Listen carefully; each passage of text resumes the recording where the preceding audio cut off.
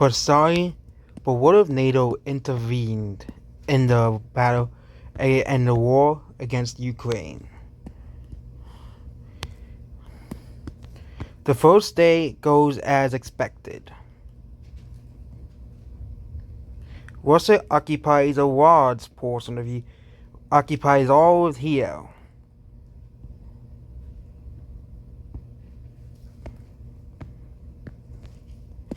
The second day causes alarm by NATO whether to intervene or not. NATO says that Ukraine is an important country to defend, and we must stop Russia from reaching Kiev. Russia is only using a small portion of the army in the war, as it's a special military operation. But Ukraine calls for help. Poland is the first country to join. Since Poland's part of NATO,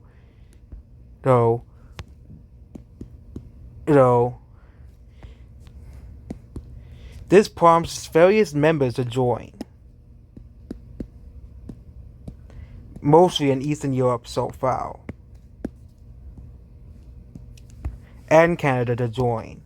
And no, I am not going through every single one of those upper islands, as they will not be useful at all in this video, as they're really just islands with like 10 people on them. The third day of the war, lots of countries joined in on the war. Russia calls their allies in, including Kazakhstan, Belarus, to join in. And also Kyrgyzstan and Tajikistan to join in. All three of these countries join in. The Taliban also decided to join in on the war on Russia's side.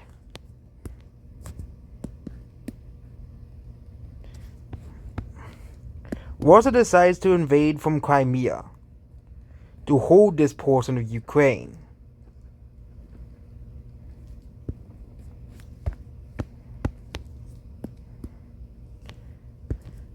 The UK, Italy, France, and the US joined the war.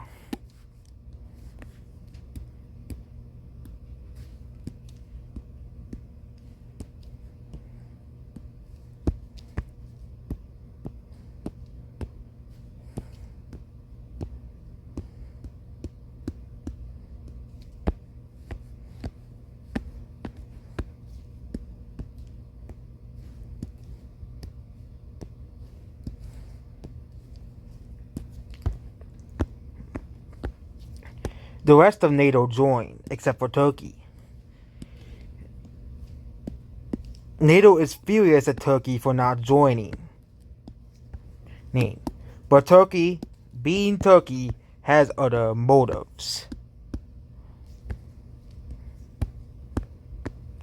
which now puts Russia at war with all of Europe, with the exception of several smaller states. Also, Kosovo should be an independent country on this map. Russia starts to invade the Baltic states. These areas are not really too populated, which makes Russia take these parts of the world relatively easily. Russia also closes the gap so Kaliningrad isn't captured by Poland.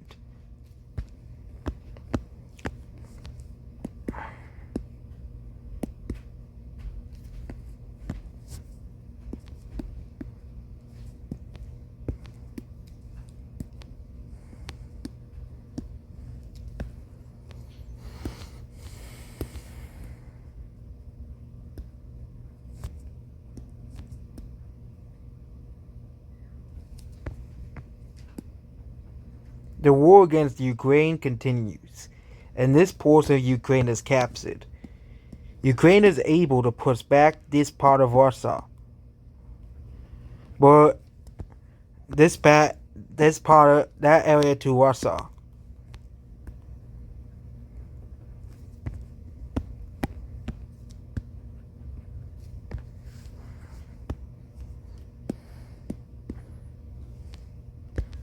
Armenia joins on the side of Russia. Turkey officially joins the war after this.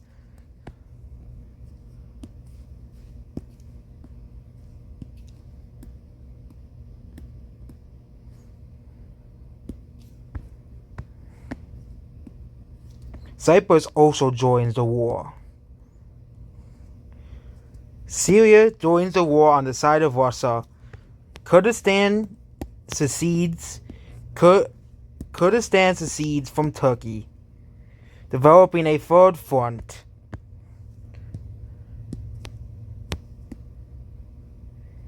And a pain to Turkey. Russia captures half of Ukraine. The invasion of Poland begins.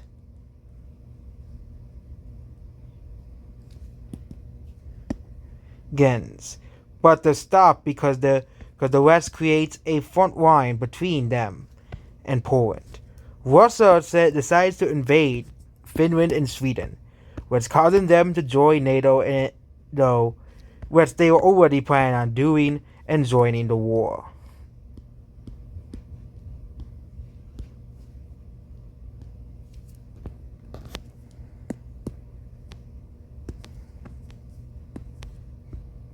Russia captures these islands. The invasion of Finland begins.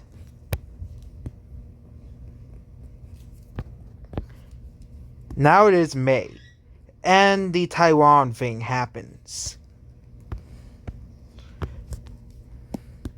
This prompts a second war between China and North Korea against the United States and Taiwan, which means USA will have to spread their forces between Asia and Europe. South Korea is also declared war on, and Japan, which will need all the help from the USA and Canada as they're basically on their own, as there's also Europe to worry about. India and Pakistan also declare war on Pakistan also joins in on the war with China. No.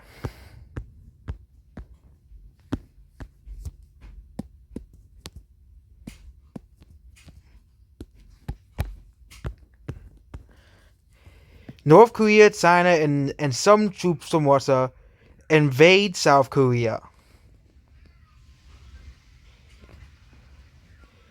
Their invasion is met at this angle where US and Japanese troops stop them.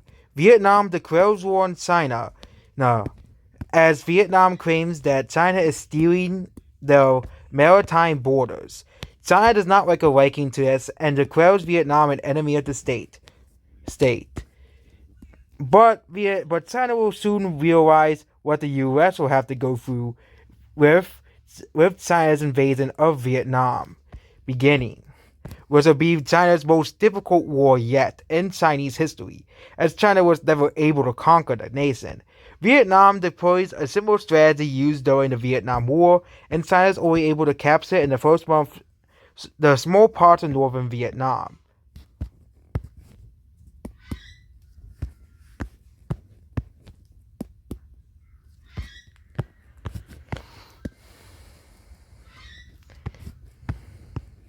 But China is focusing most of the efforts on the conquering Taiwan, which they start doing. Meanwhile, back in the War of Europe, Belarus and Russia start invading eastern Poland. There's a giant front on this river area of Ukraine. It's gonna take months for Russia to pass it. Armenia starts getting invaded by Turkey. But the invasion is halted mostly because of Kurdistan. And also Turkey attempts to invade Syria. Israel joins the war, which, you know what happens when Israel joins the war. Iraq, Iran, Libya, most of the Arab world declare war. These three, Iraq, Libya, and Iran declare war against Israel, which is an enemy of the state. Lebanon also declares war against Israel. United States, Saudi Arabia declares war against Iran because they're enemies. Alongside Egypt, who doesn't really like Egypt declares war on Ethiopia, who joins the Russian side. But and also declares war on Sudan, which is a very costly move for Egypt. Which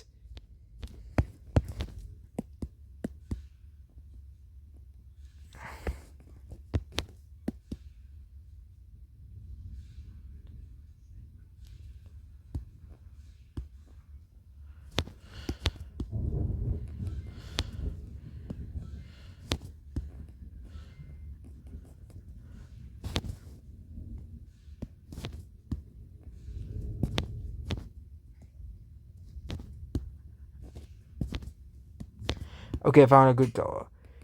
Turkey starts to invade Syria. Syria isn't a very strong country, but Iranian troops arrive as well. Iraq becomes a big battleground, mostly a battleground for Saudi Arabian and Iranian troops.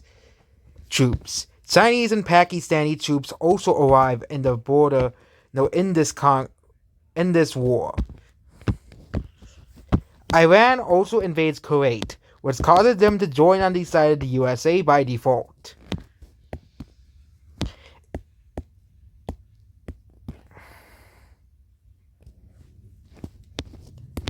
Egypt struggles against Ethiopia because Ethiopia controls the mouth of the Nile River and are now going to dam it up, which means Egypt struggles in the war against Ethiopia. And Ethiopia starts taking out many areas that is vital for Egypt, which means they'll struggle in this war. Meanwhile, the war in Asia is not really going too well for the USA and allies, as Taiwan is captured and annexed fully by China. Now, the only good sign is North Korea's military is unsurprisingly weak, and is pushed back slightly by USA and Japan. And most of the troops in Korea are now Chinese. But China does have one problem. They have a little demographic crisis, which has been plaguing Europe for years. USA, which was the main bread and butter, get pushed back because they have to focus the resources on the Middle East and East Asia, which is going to be a very tall order. Australia joins the war alongside New Zealand. I actually forgot to call them, but they join now. They're just basically just supplying troops to mostly East Asia, possibly somewhat to Europe, and I'll fill in some of these islands right here.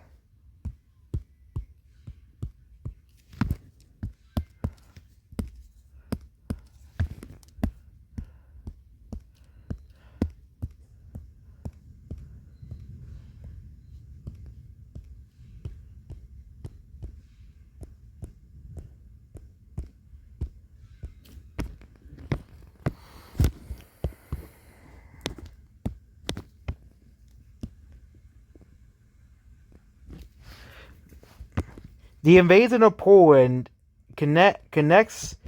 The invasion of Poland now connects mostly with the invasion of Ukraine.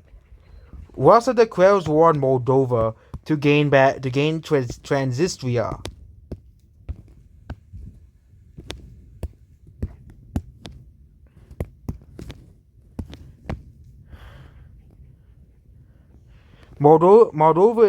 Transnistria starts invading Moldova and starts helping Russia.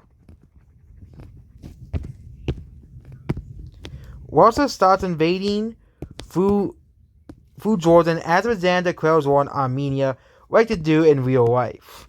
Yep, currently there's yet another war between Armenia and Azerbaijan in real life. Azerbaijan sides on the side of the Russians, not the Americans, with Armenia screwed and they lose. Azerbaijan pulls out of the war because Armenia loses. and basically stays neutral. Neutral.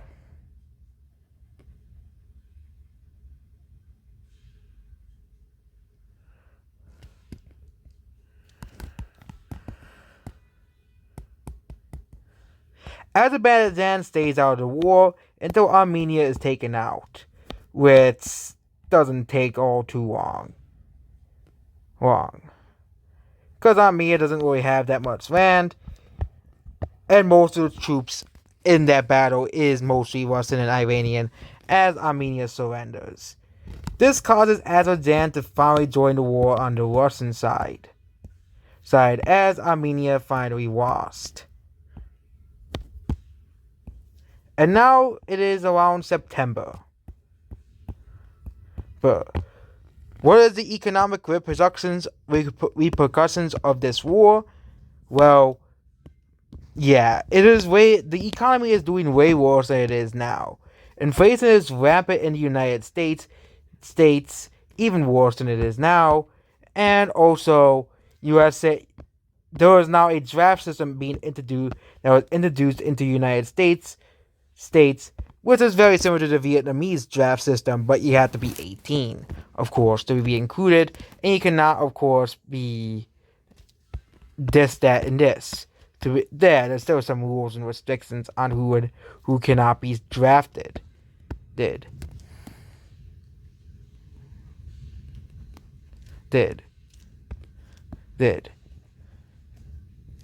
But the opposite party, the Republican Party, is basically campaigning at end the war. That war is pointless, and there's anti-NATO rhetoric going around within the opposition. Russia, kind of like the Soviet Union, struggles in Finland, was to no one's surprise as well.